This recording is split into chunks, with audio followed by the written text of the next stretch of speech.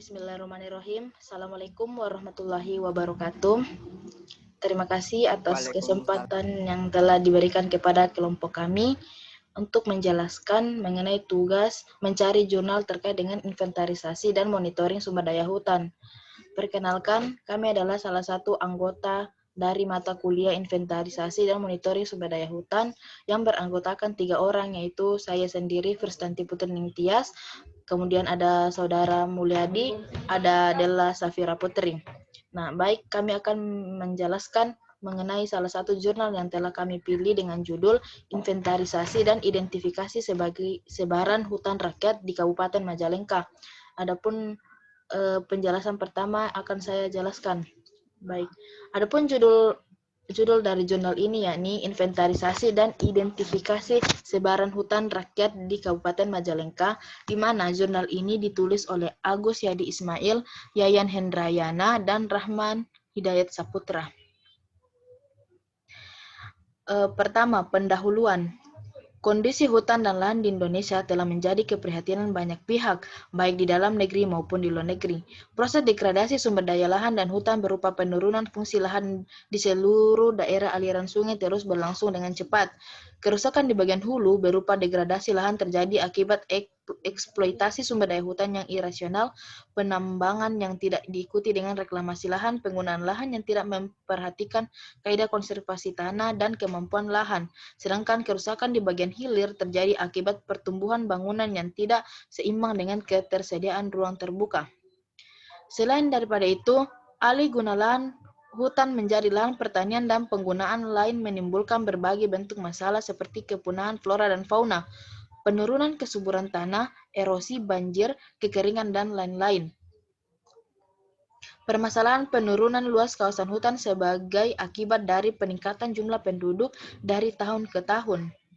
Nah, adapun tujuan dari penelitian dalam jurnal ini yaitu untuk mengidentifikasi dan menginventarisasi sebaran hutan rakyat di Kabupaten Majalengka, menganalisis potensi hutan rakyat di Kabupaten Majalengka, dan mengetahui model pengelolaan hutan rakyat yang ada di Kabupaten Majalengka.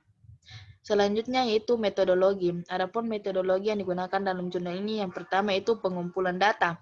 Data yang digunakan dalam penelitian ini ada dua, yaitu data primer dan data sekunder, di mana data primer adalah data yang diperoleh secara langsung dari lapangan dari objek penelitian tersebut, sedangkan data sekunder adalah data yang diperoleh dari internet, perpustakaan, dan instansi yang terkait dengan penelitian tersebut. Selanjutnya, metodologi kedua yaitu metode penarikan sampling survei. Metode penarikan sampel pengukuran potensi hutan rakyat dilakukan pada sampel kecamatan yang mewakili populasi masing-masing desa. Metode sampling pengukuran yang digunakan adalah metode multi-stage atau two-stage and purposive sampling dengan uraian, yakni seluruh kecamatan yang memiliki aktivitas pemanfaatan lahan hutan rakyat dilakukan inventarisasi dan pendataan. Kedua, jumlah plot sampel untuk menentukan pengukuran vegetasi setiap blok adalah sebesar 0,1 hektar dari luas hutan rakyat di masing-masing blok dengan ukuran 40 meter x 25 meter. Dari setiap blok pada setiap desa sampel diambil desa yang ditetapkan secara purposif dan proporsional dengan kriteria mewakili sebaran wilayah dalam kecamatan dan mewakili luasan sampel kabupaten. Yang keempat yaitu pada setiap unit desa sampel selanjutnya dilakukan pendataan terhadap lahan-lahan petani dengan kriteria mewakili luasan dan karakteristik pola hutan rakyat yang ada dengan cara sensus. Metode selanjutnya itu metode inventarisasi dan identifikasi fisik tanaman. Inventarisasi dan identifikasi fisik tanaman dimaksudkan untuk mengukur pengukuran presentasi tumbuh atau pohon. Inventarisasi dan identifikasi dilakukan dengan metode sampling dengan intensitas sampling sebesar 5%. Metode sampling yang digunakan yaitu systematic with random start. Sampling dilakukan pada setiap petak tanam.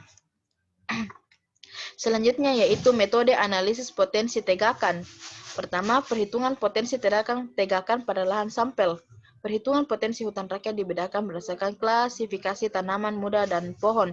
Adapun tanaman muda itu potensi kayu pada tanaman hutan rakyat muda didekati dari jumlah batang tanaman yang ada pada lahan sampel. Pohon, potensi kayu hutan rakyat pada lahan hutan rakyat didekati dari volume tanaman yang berdiameter dari 5 cm. Perhitungan potensi kayu hutan rakyat pada desa sampel. Potensi kayu hutan rakyat pada desa sampel diperoleh dengan cara melakukan perkalian rata-rata potensi kayu per hektar pada sampel lahan dikalikan dengan luas lahan hutan rakyat keseluruhan pada desa sampel. Yang ketiga itu perhitungan potensi hutan rakyat pada kabupaten sampel. Potensi kayu hutan rakyat pada Kabupaten Sampel diperoleh dengan cara melakukan perkalian rata-rata potensi kayu per hektar pada sampel lahan dikalikan dengan luas lahan hutan rakyat keseluruhan pada desa Sampel. Adapun rumus yang digunakan yaitu VKI sama dengan jumlah sigma VDI, di mana VKI adalah volume rata-rata potensi hutan rakyat pada kecamatan I. Dalam hal ini adalah Kabupaten Sampel, Kecamatan Sampel. FDI yaitu jumlah volume potensi desa pada kecamatan KI. Sedangkan N yaitu jumlah desa berhutan pada kecamatan. Selanjutnya itu metode pengolahan data spasial. Proses pengolahan data spasial atau peta meliputi tahapan seleksi data, sortasi, dan klasifikasi data. Untuk data vektor yang berbentuk cetak, selanjutnya dilakukan proses scanning, digitasi, editing, konversi koordinat, dan topologi, serta pengarsipan dalam bentuk data digital. Sedangkan untuk format data raster, pengolahan data menggunakan perangkat lunak pengolahan data raster, kebutuhan data spasial yang direncanakan disesuaikan dengan ketersediaan data di wilayah. Nah, selanjutnya yaitu hasil dan pembahasan yang akan dijelaskan oleh Saudara Mulyadi, dan kepada Saudara dipersilahkan.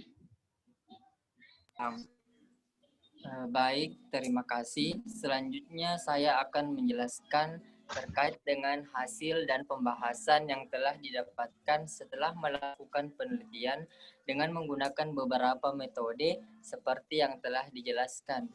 Adapun hasil inventarisasi luasan hutan rakyat yaitu menurut hasil dari pola penggunaan lahannya, luas wilayah Kabupaten Majalengka yang potensial untuk usaha tani hutan rakyat mencapai sekitar 49.730 hektar atau sekitar 50,50%, di mana sebagian besar merupakan kebun campur dengan sistem tumpang sari.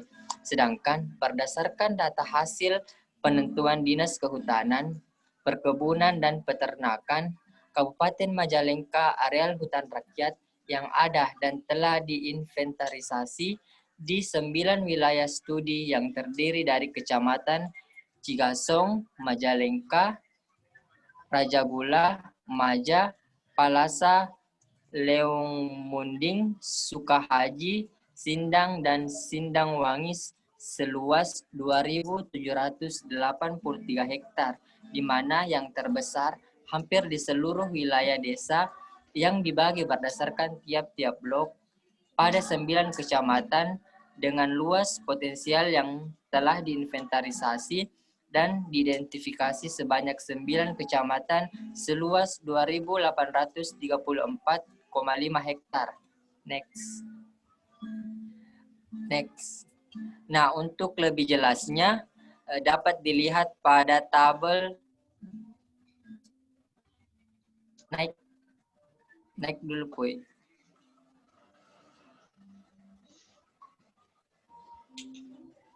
Nah, untuk lebih jelasnya dapat dilihat pada tabel 4, di mana di sini dituliskan dalam tabel mengenai data rekap luasan hutan rakyat per kecamatan, di mana terdapat 9 kecamatan yang telah saya sebutkan tadi dengan luas lahan potensial yang berbeda-beda serta hasil inventarisasi yang berbeda juga pada setiap lahannya.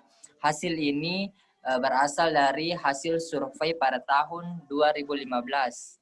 Next.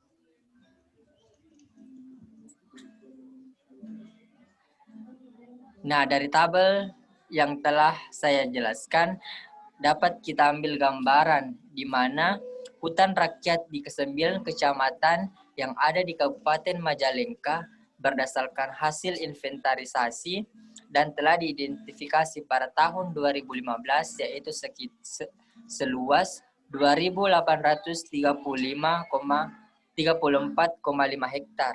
Selanjutnya, saya akan menjelaskan mengenai luas dan sebaran potensi per kelas diameter per hektar. Untuk luas dan sebaran potensi per kelas diameter per hektar di Kecamatan Cigansong. Gambarannya mengenai potensi dan sebaran volume per kelas diameter di Kecamatan Cigansong berdasarkan hasil identifikasi dan inventarisasi didapatkan hasil bahwa sebaran volume berdasarkan kelas diameter secara umum ada pada kelas diameter 10 sampai 19 cm, 20 sampai 29 cm, dan 30 sampai 39 dengan potensi sebesar 92,03 mm kubik per hektar dengan jumlah pohon rata-rata sebanyak 300. Next. Nah, dapat dilihat pada tabel 5 mengenai rekapitulasi luas dan potensi hutan rakyat per kelas diameter per hektar di Kecamatan Cigansong. Next. Nah, distribusi hutan rakyat di Kecamatan Cigansong. Next. Gambar di atas menjelaskan bahwa sebaran hutan rakyat di Kecamatan Cigansong tersebar pada seluruh desa dengan pola hutan rakyat campuran dengan jenis tanaman yang mendominasi seperti jati, sengon, mahoni, akasia, jabon, karet, melinjau, kelapa, mangga, bambu, singkong, dan sawah, serta dengan pola agroforestry, yaitu kombinasi dengan tanaman kehutanan serta hortikultur, tanaman kehutanan dengan tanaman MPTS.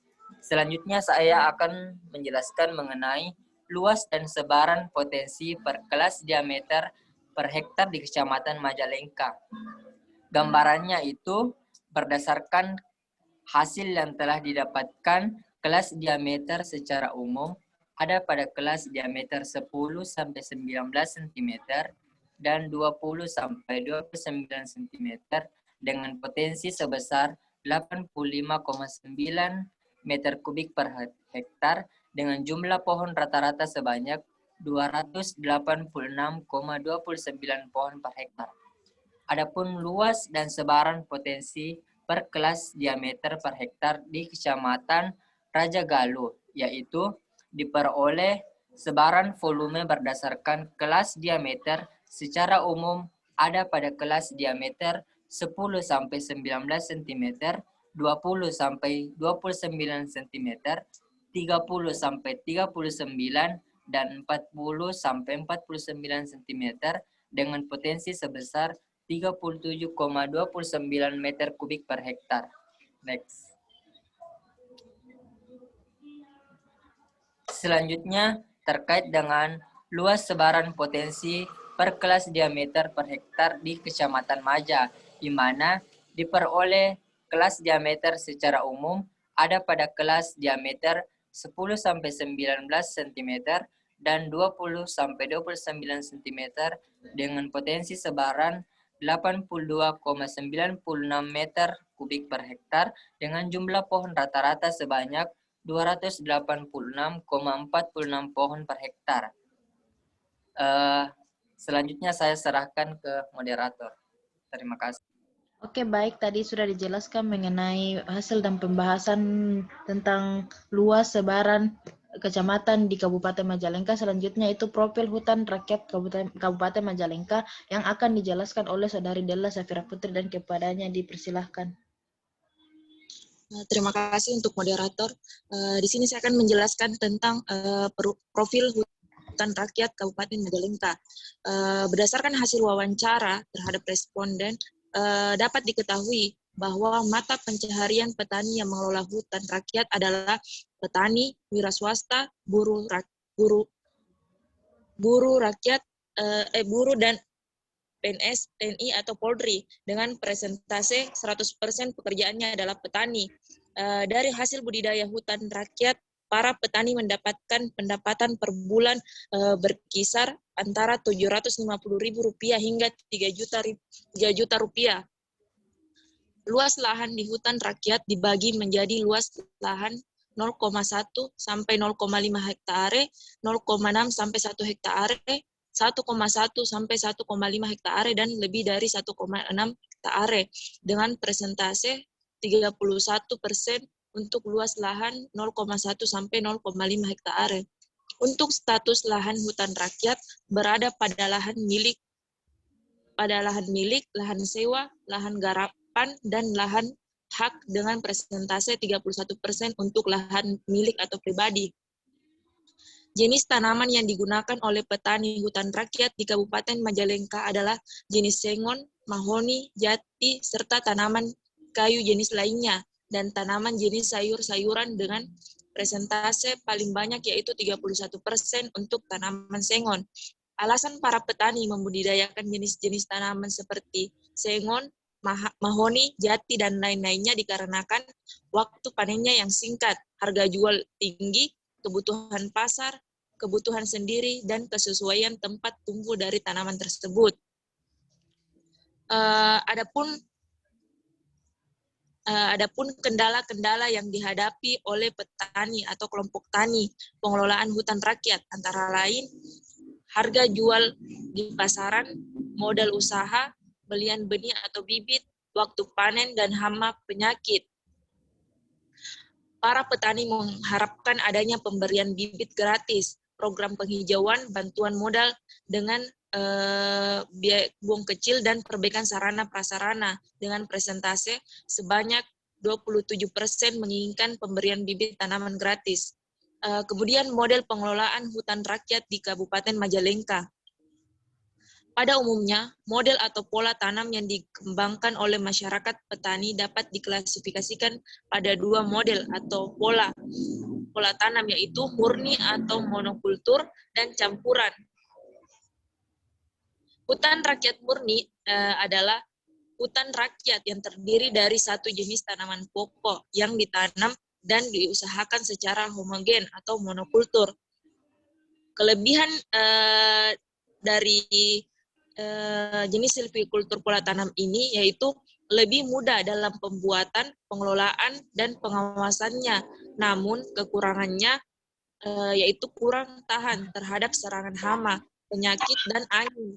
Juga fleksibel karena tidak ada diversifikasi komoditi sehingga ketahanan ekonominya kurang dan penyerapan tenaga kerja bersifat musiman. Kemudian hutan rakyat campuran. Hutan rakyat campuran adalah hutan rakyat yang ditanami dengan 2-5 jenis tanaman kehutanan yang dikembangkan dan diusahakan seperti sengon, mahoni, dan suren yang kombinasinya berbeda pada setiap daerah. Dari segi silvikultur, cara ini lebih baik daripada hutan rakyat murni. Daya tahan terhadap hama, penyakit, dan angin lebih tinggi, perkara lebih berlapis, dan dari segi ekonomi lebih fleksibel.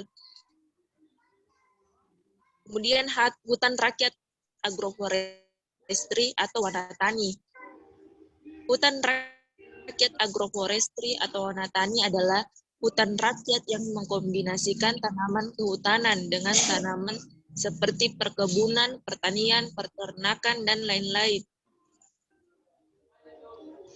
Kelebihan pola tanam ini yaitu mempunyai daya tahan yang kuat terhadap serangan hama, penyakit, dan angin. Secara ekonomis dapat diperoleh keuntungan ganda yang berkesinambungan melalui panen harian, mingguan, bulanan, dan tahunan, serta tenaga kerja yang terserap akan lebih banyak dan berkelanjutan. Sekian dari saya kembalikan kepada moderator. Baik, itulah tadi sedikit penjelasan mengenai profil desa Kabupaten Majalengka. Selanjutnya, apakah ada beberapa tambahan dari teman-teman? Saya ingin menambahkan yaitu kaitan antara jurnal yang kami ambil dengan mata kuliah inventarisasi hutan ini. Tolong moderator ke metode inventarisasi. Metode inventarisasi. Ini. Saudara Adi. Metode inventarisasi. Dan ini Kenapa kita mengambil hal ini? Karena ini berkaitan dengan mata kuliah inventarisasi, di mana di sini dilakukan inventarisasi terkait dengan bagaimana keadaan fisik tanaman yang ada pada 9 kecamatan yang dilakukan penelitian. Bisa diarahkan ke gambar petanya.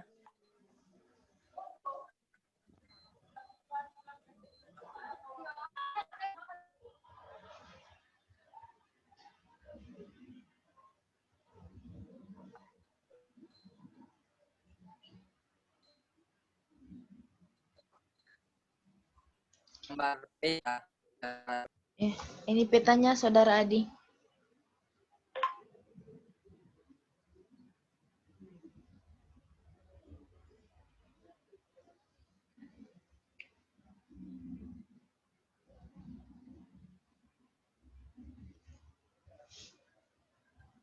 Jadi inilah peta distribusi hutan rakyat di Kecamatan Cigasong yang berkaitan dengan metode inventarisasi dan monitoring sumber daya hutan.